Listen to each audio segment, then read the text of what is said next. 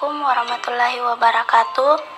Perkenalkan, nama saya Hasfirawati dari kelas 30A, nomor induk mahasiswa yaitu 200407560024. Baiklah, saya akan menjelaskan tentang materi paragraf. Paragraf adalah suatu rangkaian yang memiliki gagasan utama. Pembagian paragraf berdasarkan bentuknya ada 3. Yang pertama, deduktif, yaitu suatu paragraf yang kalimat utamanya terletak di awal paragraf. Contohnya itu ialah Chairul Anwar adalah salah satu penyair ternama di Indonesia. Penyair kelahiran Medan ini juga menjadi bagian dari sastrawan angkatan 45 yang terkenal selain Asrul Sani dan Rival Apin. Puisi-puisi Chairul Anwar sangat dikenal dan dicintai masyarakat Indonesia. Salah satunya adalah puisi berjudul Aku. Yang kedua, induktif, yaitu suatu paragraf yang kalimat utamanya terletak di akhir paragraf. Contohnya itu, belajar di masa tua memerlukan usaha yang lebih karena daya tangkap yang dimiliki saat tua sudah berkurang. Selain itu, motivasi yang dimiliki sudah melemah karena terlalu banyak pikiran. Alasan itulah yang menggambarkan bahwa belajar di waktu tua seperti melukis di atas air. Yang ketiga, campuran, yaitu suatu paragraf yang kalimat utamanya terletak di awal dan di akhir paragraf. Contohnya ialah, dalam kehidupan sehari-hari manusia tidak dapat dilepaskan dari komunikasi. Kegiatan apapun yang dilakukan manusia pasti menggunakan sarana komunikasi, baik sarana komunikasi yang sederhana ataupun yang modern. Kebudayaan dan peradaban tidak akan bisa maju seperti sekarang ini tanpa adanya sarana komunikasi. Selanjutnya, bagian paragraf berdasarkan tujuan. Yang pertama, paragraf narasi adalah sebuah paragraf yang isinya menceritakan suatu kejadian tertentu yang telah disusun secara berurutan. Yang kedua, paragraf argumentasi ialah sebuah paragraf yang menjelaskan pendapat dan berbagai keterangan dan alasan. Yang ketiga, paragraf eksposisi adalah paragraf yang berisi ide, pendapat, buah pikiran, informasi atau pengetahuan yang ditulis dengan tujuan untuk memperluas wawasan pembaca.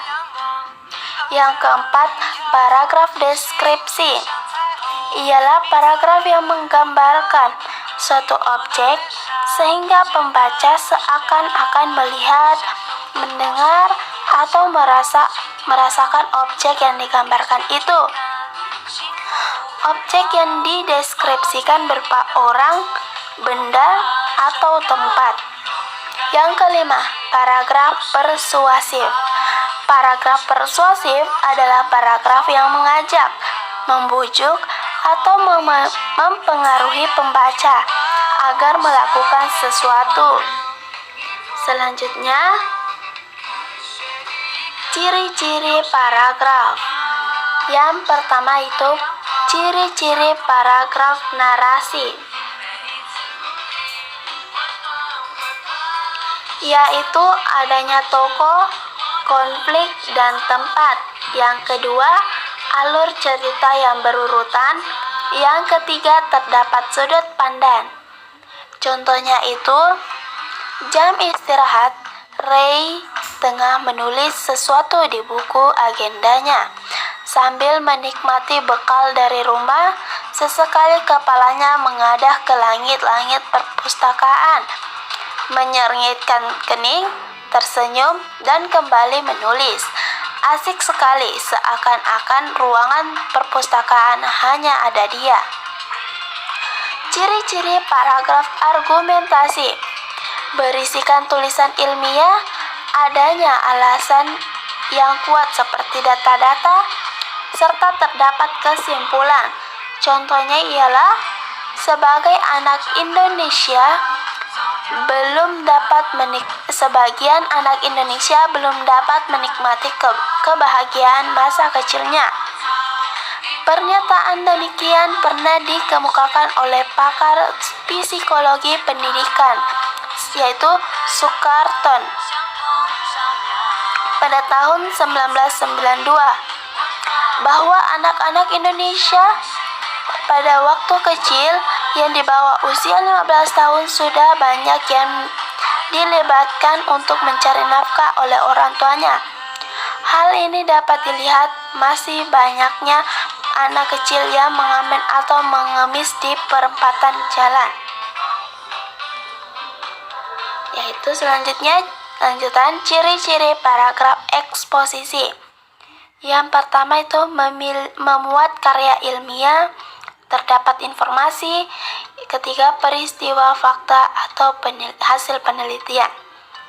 Contohnya itu ialah, cikapun adalah tumbuhan semak yang tumbuh di tanah kosong yang tidak terawat. Tumbuhan ini biasanya mempunyai tinggi antara 30-50 cm. Batangnya berwarna hijau. Yang keempat yaitu paragraf deskripsi. Ciri-cirinya berisikan gambaran dan banyak ditemukan kata sifat. Contohnya, perempuan itu tinggi semampai. Jilbabnya berwarna ungu yang menutupi kepala, membuat kulit wajahnya yang kuning nampak semakin cantik. Matanya bulat bersinar disertai bulu mata yang lebat. Hidungnya mancung sekali, mirip dengan para wanita Palestina. Ciri-ciri paragraf persuasif yaitu menggunakan bahasa menarik, menggunakan bahasa mengajak, memiliki fakta agar dapat dipercaya. Contohnya, susu sangat baik untuk kesehatan kita. Susu mengandung banyak kalsium yang berguna untuk tulang.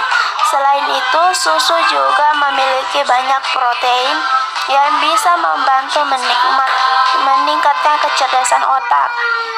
Oleh karena itu, marilah kita memperbanyak minum susu. Itulah tadi ciri-ciri dari jenis paragraf.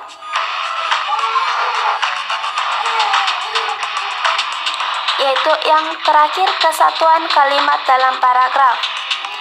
Pada awal kalimat,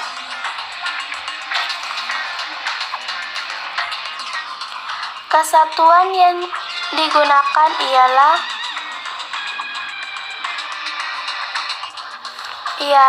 alinea tersebut harus memperhatikan dengan jelas suatu maksud atau sebuah tema tertentu.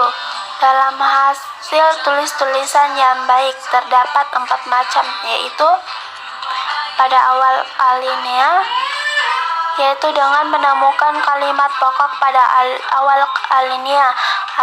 Alinea semacam ini biasanya bersifat deduktif. Pada akhir alinea, yaitu kalimat topik terdapat pada bagian akhir dari alinea tersebut. Dalam hal ini alinea itu bersifat induktif.